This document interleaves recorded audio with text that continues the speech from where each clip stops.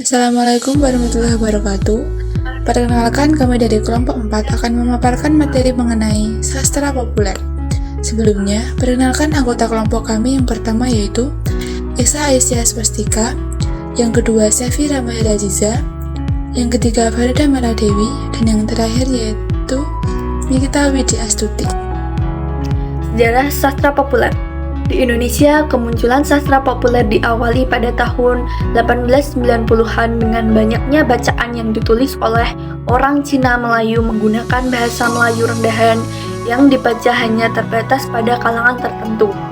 Sebuah karya sastra disebut populer karena tema, cara penyajian, teknik bahasa, dan penulisan mengikuti pola umum yang tengah digemari masyarakat pembacanya termasuk di Indonesia.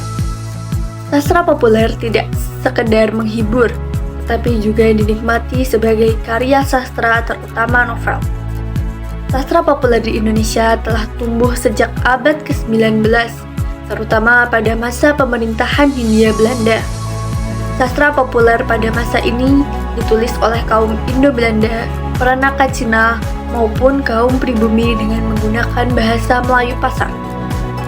Sastra populer yang ditulis pada masa ini meliputi cerita-cerita tentang kehidupan para nyai, cerita-cerita kriminal yang diangkat dari kisah nyata di pengadilan, cerita silat, cerita hantu atau gaib, dan cerita percintaan.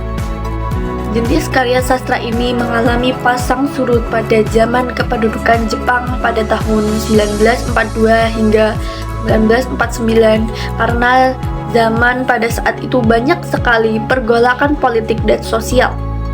Sastra populer merebak kembali pada masa kemerdekaan yakni pada tahun 1950 hingga 1968-an. Dengan munculnya karya sastra berupa berbagai novel dan cerpen serta percintaan yang dibumbui dengan sensualitas. Pada tahun 1970-an, sastra populer berupa karya sastra yang mengalami pergeseran dari ciri sebelumnya. Pada masa ini, karya sastra populer banyak ditulis oleh kaum perempuan.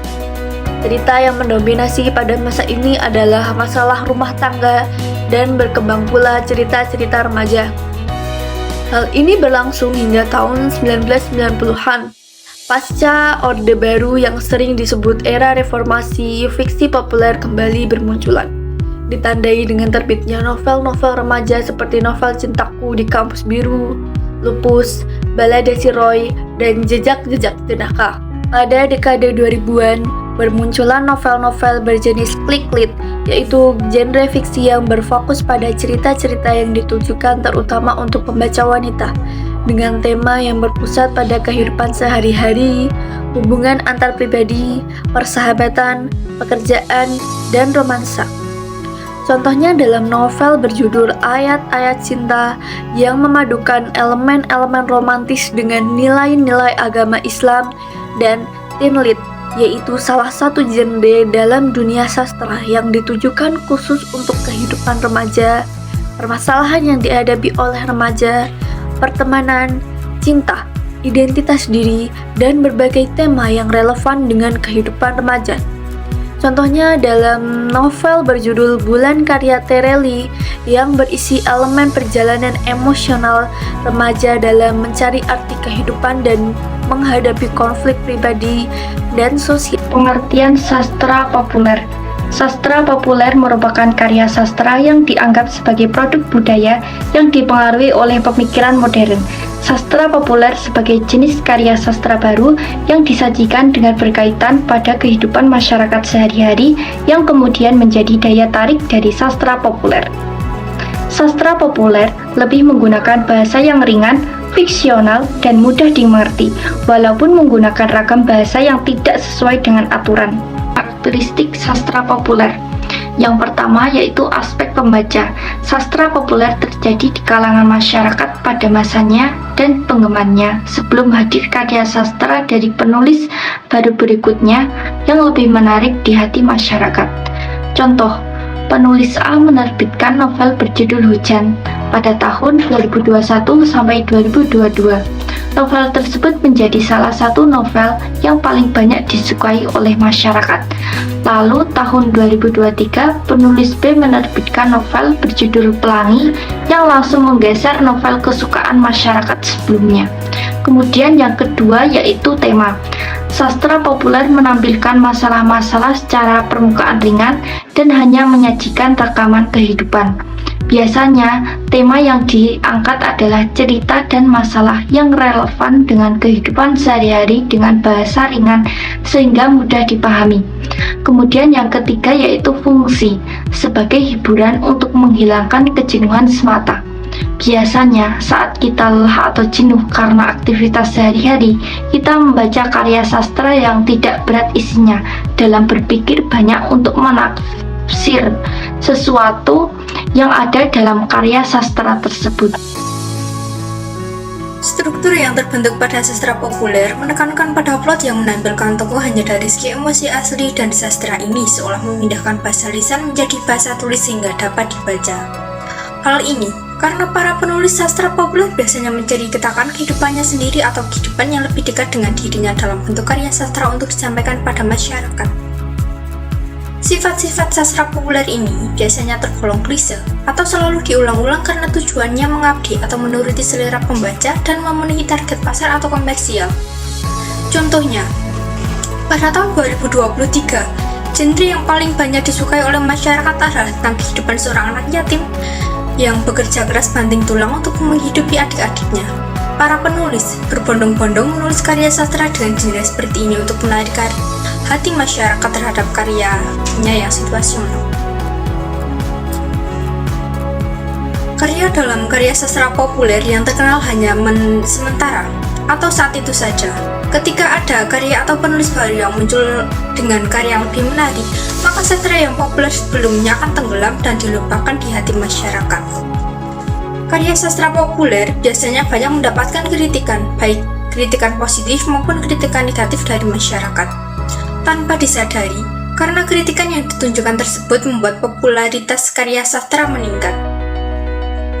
Karya sastra kontemporer. Karya sastra ini terbangun dari perpaduan unsur gaya penulisan dalam sebuah karya sastra. Biasanya penulisan perpaduan unsur klasik dan modern. Contoh, film Bumi Manusia karya Pramudia Anantatur yang diadaptasi dari karya sastra klasik novel ditulis pada zaman klasik Indonesia yang diterbitkan pada tahun 1980. Namun, dimodifikasi dengan kondisi sekarang atau zaman modern. Contoh karya sastra populer di Indonesia. Novel ada Siti Nurbaya karya Marsali. Dan puisi juga ada Hujan Bulan Juni karya Sapardi Djoko Damono. Roman ada Tenggelamnya Kapal Van der Wijk karya Hamka. Yang selanjutnya yaitu jenis-jenis sastra populer. Yang pertama yaitu puisi, merupakan jenis karya sastra yang menggunakan bahasa yang indah, ritmis dan berirama. Umumnya, puisi mengungkapkan perasaan, pemikiran, atau pengalaman penulis melalui gaya tulisan yang kreatif. Namun, puisi tetap memperhatikan kepaduan dan ketepatan dalam pemilihan kata. Yang kedua yaitu prosa. Prosa merupakan salah satu jenis sastra yang sifatnya menjelaskan secara terurai dan berfokus pada narasi. Sastra prosa dapat mencakup berbagai jenis karya seperti cerita pendek, esai, dan artikel. Yang ketiga yaitu novel, merupakan karya sastra prosa yang panjang dan kompleks. Novel memiliki plot yang terdiri dari berbagai konflik, karakter yang berkembang, dan alur cerita yang mendalam. Yang keempat yaitu roman, adalah cerita fiksi yang menggambarkan kronik kehidupan para tokoh secara rinci dan mendalam. Roman ini menceritakan kehidupan dimulai sejak lahir sampai dewasa. Yang kelima yaitu cerpen, merupakan karya sastra prosa yang lebih pendek dibandingkan novel, tetapi masih mengandung elemen plot dan karakter yang lengkap. Umumnya mencakup satu konflik utama dan memiliki satu inti pesan yang diungkapkan. Yang terakhir yaitu drama, merupakan karya sastra yang menggambarkan kehidupan manusia dengan gerak. Drama menggambarkan realita kehidupan, watak, serta tingkah laku manusia melalui peran dan dialog yang dipentaskan. Sekian presentasi dari kelompok kami, kurang lebihnya kami mohon maaf. Terima kasih. Wassalamualaikum warahmatullahi wabarakatuh.